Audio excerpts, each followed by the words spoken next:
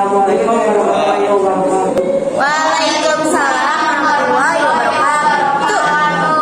Kami dari kelompok 4 akan memaparkan hasil mapping dari kami yang berjudul Sistem Peradilan di Indonesia. Sebelum ke pembahasan selanjutnya, kami izin memperkenalkan diri terlebih dahulu. Saya Muhammad Nuril. Ya udah tahu. Saya Daviana. Ya saya Salsabila. Saya Ya udah tahu. Sebelum ke perlindungan dan penegakan hukum, kami akan menjelaskan apa itu hukum yang akan menjelaskan oleh Rizky Muhammad. Sebelum ke penegakan hukum, di sini kita akan memaparkan apa itu hukum. Jadi hukum adalah seperangkat aturan yang dibuat untuk ditaati oleh masyarakat demi terciptanya suasana yang tertib. Hukum juga adalah alat yang berfungsi untuk melindungi kepentingan manusia. Yaitu hukum juga memiliki tujuan, yaitu menurut Gustav Brugge menyebutkan bahwa tujuan hukum adalah untuk memenuhi keadilan, manfaat dan kepastian dalam hidup bermasyarakat. Hukum juga memiliki sifat, yaitu satu, bersifat mengatur. Artinya hukum berisi berbagai macam bentuk peraturan, baik perintah maupun larangan yang mengatur setiap tingkah laku masyarakat. Yang kedua, hukum bersifat memaksa. Artinya hukum bertindak sebagai peraturan yang dapat memaksa seseorang untuk menaati serta mematuhinya dan memberikan sanksi tegas bagi yang tidak patuh terhadap hukum tersebut. Hukum juga memiliki manfaat, yaitu satu, merasa dilindungi oleh negara. Dua, memberikan kejelasan bahwa ada hak-hak yang harus dilindungi. Yang ketiga, berlaku bagi semua masyarakat Indonesia. Yang kelima yaitu ciri-ciri hukum, yaitu satu, adanya perintah atau larangan, dan dua, perintah dan larangan harus ditaati oleh setiap orang. Untuk hakikat perlindungan dan penegakan hukum akan dipaparkan oleh Daviana. Silakan. Hakikat perlindungan dan penegakan hukum. Satu, konsep perlindungan dan penegakan. Satu, perlindungan hukum. Dua, penegakan hukum. Dua, pentingnya perlindungan dan penegakan hukum. Satu, tegaknya supremasi hukum. Dua, tegaknya keadilan. Tiga, mewujudkan kedamaian dalam masyarakat. Tiga, akibat tidak ada perlindungan dan penegakan hukum di Indonesia. Satu, kondisi masyarakat menjadi kacau. Dua, tata nilai dan sosial masyarakat tidak tetap terarah. Selanjutnya peran lembaga penegakan hukum akan dipaparkan oleh Peran lembaga penegakan hukum ke-1 yaitu peran Kepolisian Republik Indonesia, yaitu memelihara keamanan dan ketertiban Indonesia. Kedua, menegakkan hukum. Ketiga, memberikan perlindungan. Keempat, pengayoman. Kelima, pelayanan kepada masyarakat. Adapun menurut pasal 16 Undang-Undang Republik Indonesia Nomor 2 Tahun 2002 tentang Kepolisian Republik Indonesia, polisi memiliki kewenangan untuk satu, melakukan penangkapan, penahanan, penggeledahan dan penyitaan.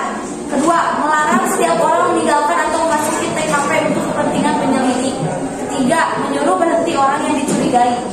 Kedua, peran Kejaksaan Republik Indonesia, yaitu lembaga negara yang pernah melakukan tindakan jaksa. Tugas dan wewenang kejaksaan dibagi menjadi 3 bagian, yaitu bidang pidana, yaitu melakukan penuntutan. Dua, melaksanakan penetapan hakim. Yang kedua, bidang perdata dan tata usaha negara, yaitu kejaksaan dengan kuasa khusus dapat bertindak baik di dalam maupun di luar pengadilan untuk dan atas nama negara. Ketiga, bidang ketertiban dan ketentraman hukum, yaitu peningkatan kesadaran hukum masyarakat, pengamanan kebijakan penegakan hukum, dan penelitian dan pengembangan hukum serta statistik kriminal. Ketiga, peran hakim sebagai pelaksana kekuasaan kehakiman. Seorang hakim harus memiliki 1, integritas. 2, berkepribadian tidak tercela. 3, jujur. 4, adil, 5 profesional, dan 6 berpengalaman di bidang hukum. Adapun seorang hakim diberikan wewenang mengadili untuk mengadili hakim. Wajib mengadili, mengikuti dan memahami nilai-nilai.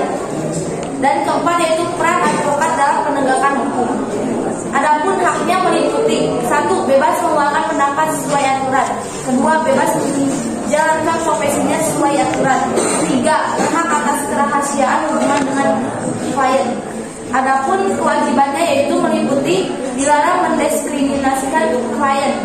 2. Dilarang memegang jabatan yang bertentangan dengan kepentingan tugas. 3. Advokat yang menjadi pejabat negara tidak melaksanakan tugas profesinya selama memangku jabatan tersebut. Dan selanjutnya mengenai lembaga penegakan hukum di Indonesia yang akan dipaparkan oleh Rizky Muhammad Ramadan. Di sini saya akan menyebutkan lembaga-lembaga penegakan hukum di Indonesia. Yang ke-1 yaitu Lembaga Mahkamah Agung yang diatur atau terdapat pada pasal 24 ayat 2 Undang-Undang Dasar 1945. Yang kedua, Lembaga Pengadilan Khusus terdapat atau diatur pada Undang-Undang Nomor 48 Tahun 2009. Yang ketiga yaitu Lembaga Kejaksaan terdapat pada Undang-Undang Nomor 11 Tahun 2021. Yang keempat, Lembaga Mahkamah Konstitusi terdapat atau diatur pada pasal 24D ayat 6 Undang-Undang Negara Republik Indonesia tahun 1999. Yang kelima yaitu Lembaga Komisi Nasional Hak Asasi Manusia terdapat pada Undang-Undang Nomor 39 tahun 1999. Yang keenam, Lembaga Komisi Pemberantasan Korupsi diatur atau terdapat pada Undang-Undang Nomor 30 tahun 2002. Yang ketujuh yaitu Lembaga Komisi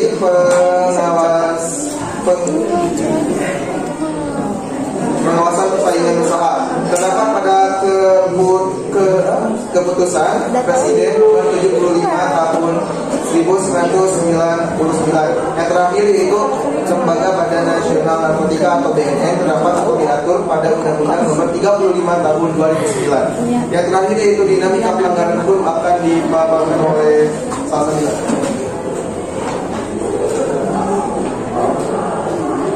Mengenai dinamika pelanggaran hukum, ketidakpatuhan terhadap hukum atau perbuatan melanggar hukum akan mendapatkan sanksi, di mana sanksi ini merupakan norma hukum yang bersifat tegas dan nyata. Artinya sanksi yang akan dijatuhkan sudah ditetapkan secara tertulis dalam peraturan perundang-undangan.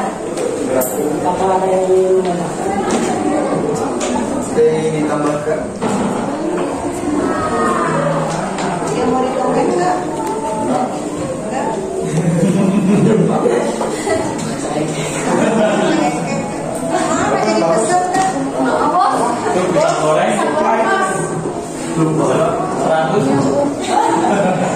Coba aku mau tanya, ada nggak kelompok yang mappingnya yang mencantumkan tentang tahapan peradilan? Nggak ada ya? Ada? Ada nggak? Tahap peradilan tentang peradilan pidana yang pernah dijelaskan? Kok makan? Tapi Kak kan bagi-bagi kan? Iya. Diskriminasi ada mas. Swasta bagi-baginya. Tahapan peradilan pidana itu ada 4, ya. Pertama namanya tahapan penyidikan. Di sini yang berperan siapa? Polisi dan Polisi. Yang kedua tahap penuntutan. Jaksa. Yang ketiga tahap pemeriksaan.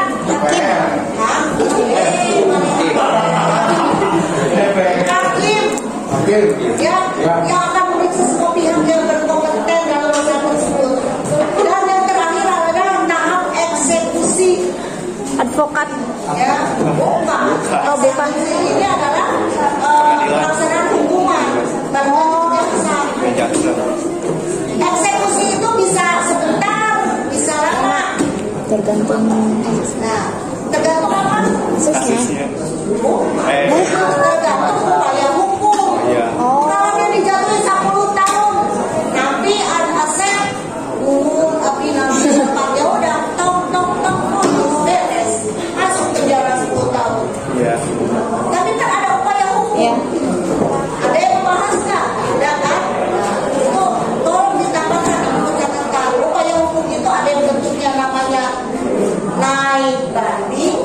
Oh ya, vonis banding. Pengadilan tinggi ada kasasi ke Mahkamah Agung, ada peninjauan kembali ke Mahkamah Agung, dan upaya terakhir adalah mengajukan ayo siapa bisa? Upaya terakhir adalah mengajukan itu kepada presiden. Naik banding, kasasi, peninjauan kembali, terakhir apa? Ke presiden. Presiden. Iya, yaitu mengajukan permohonan grasi kepada presiden. Jadi yang grasi itu haknya siapa? Presiden.